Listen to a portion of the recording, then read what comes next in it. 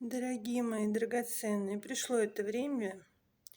Педалируем Владимира. Можно педалировать любого из Владимиров, кроме Владимира Красное Солнышко, потому что там основание России, украинские истоки и моя шереметьевская заданность.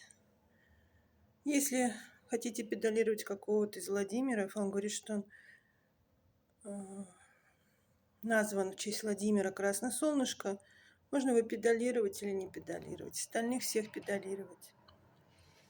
Можно педалировать в Екатеринбурге, допустим.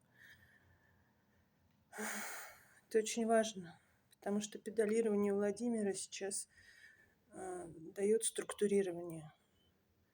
Структурирование дает возможность каких-то разумных договоренностей.